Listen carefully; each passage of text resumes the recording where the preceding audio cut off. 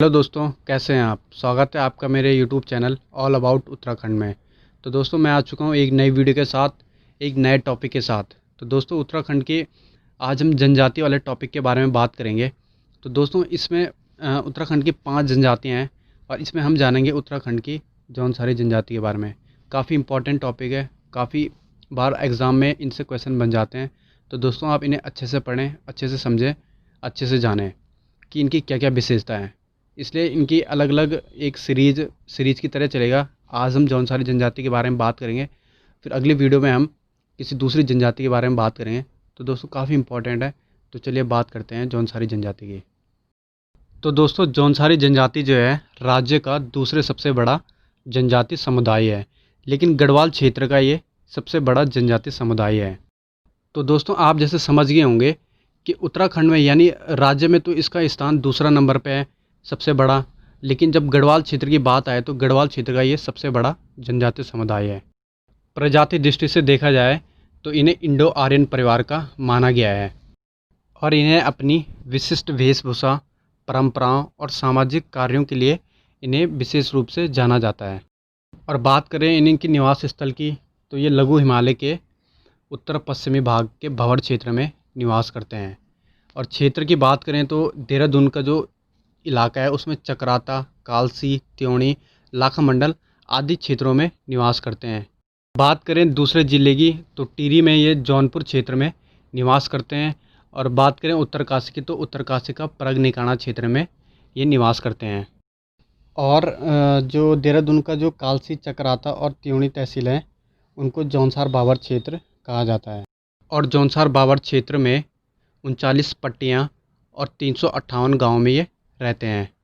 भाषा की अगर इनकी बात करें तो जौनसारी भाषा इनकी मुख्य भाषा है, लेकिन कुछ क्षेत्रों में इनकी भावरी भाषा बोली जाती है, देवघारी बोली जाती है, हिमाचली बोली जाती है।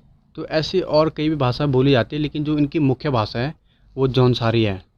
लेकिन जो इनकी जो पढ़ाई लिखाई से संबंधित कोई भी चीज़ें होती है तो वो हिंदी में ही सब की जाती है। प्रजाति की अगर इनकी बात करें तो जौनसारी लोग मंगोल और डोमो प्रजाति के मिश्रित लक्षण वाले होते हैं, लेकिन ये 3 भागों में बंटे होते हैं: खसास, कारीगर और हरिजन खसास। खसास वर्ग की अगर बात करें तो खसास वर्ग में ब्राह्मण व राजपूत आते हैं। और अगर कारीगर वर्ग की बात करें तो उसमें लोहार, सुनार, बाजगी, बढ़ाई आदि आते हैं। और हरिजन खसास वर्ग की बात करें तो उसमें डोम, कोली, मोची, कोल्टा आदि जनजातियाँ आती है।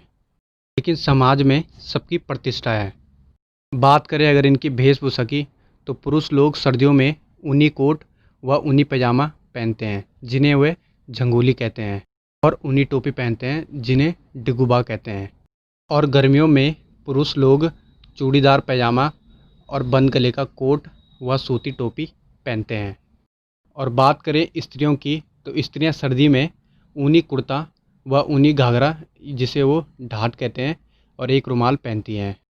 और गर्मियों में स्त्रियां सूती घाघरा व कुर्ती कमीज, जिसे झांगा कहते हैं, वह पहनती है। और पैरों में ये रंग बिरंगे जूते पहनते हैं। बात करें अगर इनके आवास की तो जौनसारी लोगों का जो घर होता है वो लकड़ी और पत्थरों से बना होता है, और 2 या 3-4 मंजिल तक का इनका घर होता है। और जो घर का मुख्य दरवाज़ा होता है जिससे ये घर में प्रवेश करते हैं वो लकड़ी से बना होता है। और दरवाजे पर इन्होंने विभिन्न प्रकार की सजावट की होती है। बात करें इनकी सामाजिक संरचना की तो इनमें पितृसत्तात्मकता यानी संयुक्त परिवार प्रथा पाई जाती है, जिसे हम कहते हैं जॉइंट फैमिली। जैसे आजकल क्या होता है कि 2 भाई होते हैं, शादी होती है तो कुछ टाइम बाद अलग हो जाते हैं, तो इनमें ऐसी कोई प्रथा नहीं पाई जाती थी। ये सब जॉइंट फैमिली की तरह रहते थे। और परिवार का जो सबसे बड़ा सदस्य होता है वही परिवार का मुखिया होता है। यही सभी कार्यों का निर्णय लेता है, जिसमें जैसे कोई भी संपत्ति या कोई भी जैसे कुछ कार्य होता है, कुछ ये उनकी देखरेख मुखिया ही करता था। और इनमें भी अब एकल परिवार की प्रवृत्ति बढ़ती जा रही है। तो जैसे जैसे आज समाज आगे बढ़ रहा है, इनमें भी धीरे धीरे बदलाव आ रहे हैं। जैसे इनमें पहले संयुक्त परिवार की प्रथा थी, अब वह धीरे धीरे ख़त्म हो रही है। अब इनमें भी अब जॉइंट फैमिली मतलब जैसे पहले रहते थे, अब वैसे इनमें धीरे धीरे इनमें भी बदलाव आ रहे हैं। बात करें इनके विवाह की तो इनमें पहले बहुपति विवाह का प्रचलन था। जैसे बड़े भाई की शादी होती थी तो जो और भाई होते थे वह भी अपनी उसको पत्नी मानते थे, क्योंकि ये अपने को पांडवों का वंशज मानते हैं। इसलिए पहले ये इस प्रथा का इसमें प्रचलन था, लेकिन अब धीरे धीरे ये प्रथा भी समाप्त हो चुकी है। लेकिन अब इसमें 3 प्रकार के विवाह प्रचलित हैं: बेबिकी, बोईदोदिकी और बाजदिया। 3 प्रकार के ये विवाह इसमें अब प्रचलित हैं।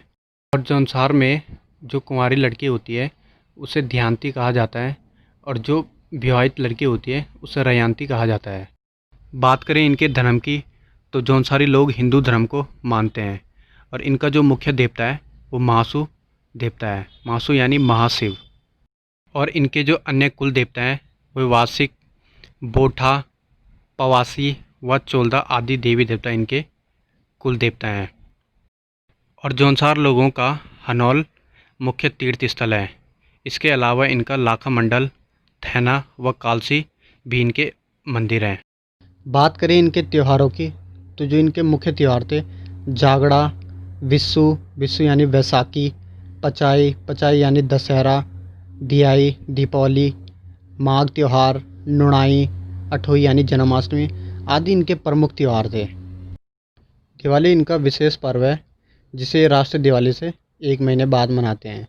इस अवसर पर ये दीपक जलाते हैं और भीमल की लकड़ियों का होलिका जलाते हैं, और पांडवों के और महासू देवता के गीत गाते हैं, और जो पुरुष होते हैं वो पत्तेबाजी और नृत्य करते हैं।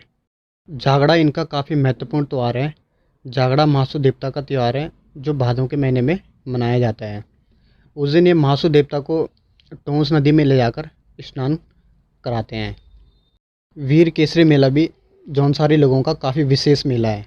ये 3 मई को चौलिथात में केसरी चंद के बलिदान दिवस के रूप में मनाया जाता है। इनके कुछ विशेष प्रकार के मेले मौण मेले भी लगते हैं, जैसे मछमौण व जत्रियाडो मौण आदि। बात करें इनके नृत्य की तो इनके नृत्य भी कई प्रकार के हैं, जैसे हारुल, रासो, पत्तेबाजी आदि इनके महत्वपूर्ण नृत्य हैं। बात करें इनके व्यवसाय की तो व्यवसाय में ये पशुपालन और कृषि आदि मुख्य कार्य करते थे। बात करें जौनसारी लोगों की राजनीतिक संस्था की तो यहाँ पर पहले प्रत्येक गांव में ग्राम पंचायत की जगह खुमरी नामक समिति होती थी। गांव के प्रत्येक परिवार का एक सदस्य खुमरी का सदस्य होता था। खुमरी के मुख्य को ग्राम सयाना कहा जाता था। कोई भी व्यक्तिगत मामले को निपटाने के लिए खुमरी समिति द्वारा निर्णय लिया जाता था। बात करें जौनसार क्षेत्र के प्रसिद्ध व्यक्तियों की तो वीर केसरी चंद का जन्म 1 नवंबर 1920 को चकराता में हुआ था, और ये वॉस की आज़ाद हिंद फौज में भर्ती हुए थे, और 3 मई 1945 को इन्हें फांसी की सज़ा दी गई, और इनके बलिदान दिवस के रूप में 3 मई को चौलिथात में मेला लगता है। दोस्तों ये काफ़ी इम्पोर्टेंट पॉइंट है, इनको आप याद रखें। दूसरे व्यक्ति हैं भाव सिंह चौहान, तो इन्हें फादर ऑफ जौनसार बाबर सम्मान से सम्मानित होने वाले ये जौनसार क्षेत्र के प्रथम व्यक्ति थे। बात करें केदार सिंह की तो केदार सिंह जौनसार के प्रथम समाज सेवी हैं। बात करें पंडित शिवराम की तो ये जौनसार के प्रथम कवि हैं, और इनकी प्रसिद्ध रचना है वीर केसरी, जो जौनसार बाबर में बहुत प्रसिद्ध है। बात करें गुलाब सिंह की तो गुलाब सिंह को जौनसार में राजनीतिक जागरूकता का जनक माना जाता है। तो दोस्तों आज की वीडियो में इतना ही। मैं उम्मीद करूंगा दोस्तों अगर आपको ये वीडियो पसंद आई हो तो लाइक करें, शेयर करें, मेरे चैनल को सब्सक्राइब करें, बेल आइकन को प्रेस करें, जिससे मेरी अगली वीडियो का नोटिफिकेशन आपको मिल सके। तो चलिए दोस्तों मिलते हैं अगली वीडियो में। धन्यवाद।